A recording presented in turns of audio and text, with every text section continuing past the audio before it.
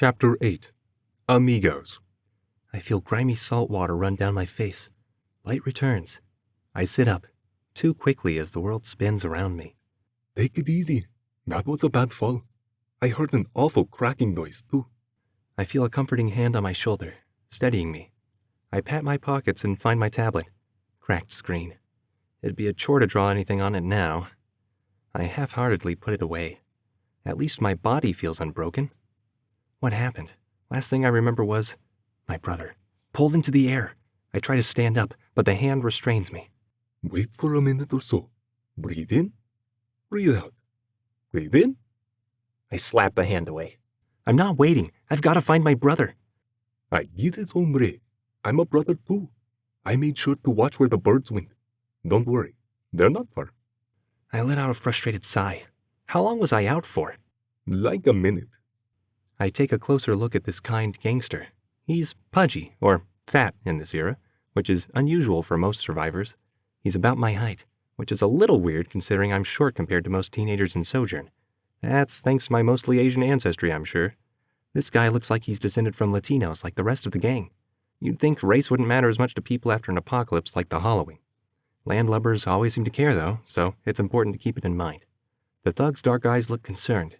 And familiar? His teeth look terrible. I don't think I've seen anyone with teeth this bad.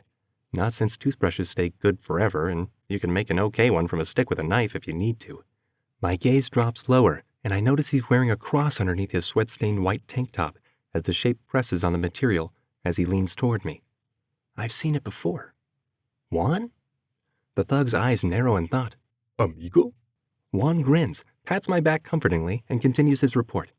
After I figured out they were just heading into the old resort, I went to get some seawater to wake you up. Now, follow my finger with your eyes. I splutter. Look, I know you're trying to see if I've got a concussion, but I feel fine. I need to... Shut up and do it, amigo, or I'm pinning you in the sand. Juan's dark brows furrow. My old friend has put on some serious weight, with muscle hiding in there based on the grip securely fastening my shoulder. The shoulder Lee pulled earlier. I don't doubt the threat, but he hasn't seen me in years. I plant my right foot and jump back to a standing position by using the pressure of his arm to swing the left side of my body back up. We glare at each other. But then Juan snorts a laugh, shrugs, releases my shoulder, and offers me a handshake. We try to limit possible infections on Sojourn.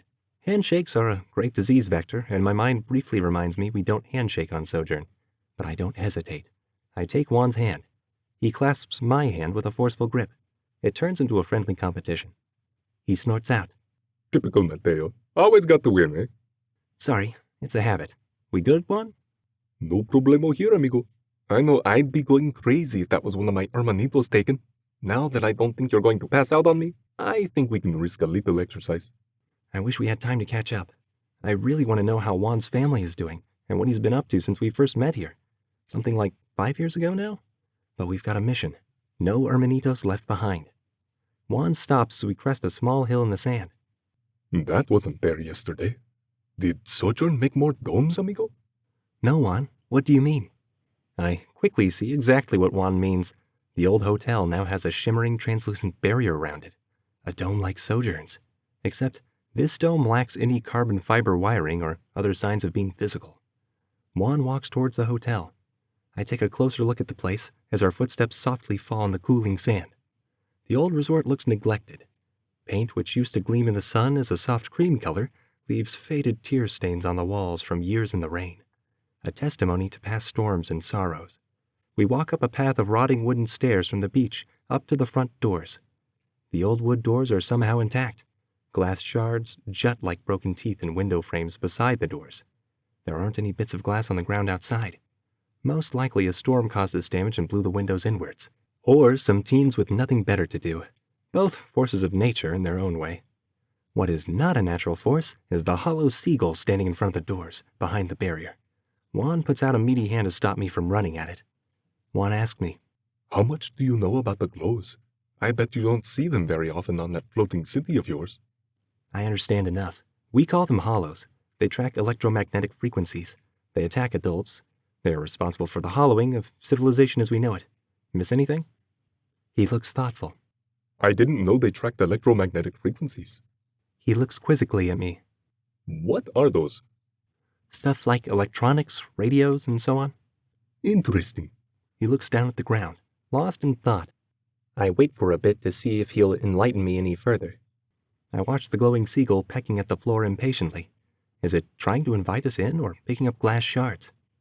Juan turns back around to look through the doorway at the holo, or glow, as he calls it. I've never seen that cold glow, the ones without the red outline, attack anybody who didn't look old enough to shave. Until today. Usually, they just patrol the fields and orchards. I have seen them grab mice and pests, though. You think we're turning into pests in their eyes or something? What's your point, Juan?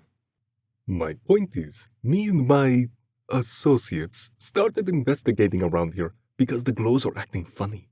Not ha-ha funny either. They've been picking up trash, gathering in groups of different species, and all of them are coming here. We watch as a small owl builds up a tiny pile of glass shards. It then swallows the pile of jagged shards, and we see it glow briefly brighter. Juan stares back at me, his dark eyes filled with something new, uncertainty. It all started the last few days, but today the glows have been communicating. Today, I ask?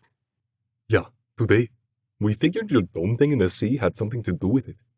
That's why we came down here to the hotel, to find answers. Juan replies. A glowing sign appears as the hollow seagull taps its beak against the barrier. Maintenance ongoing. Please return tomorrow.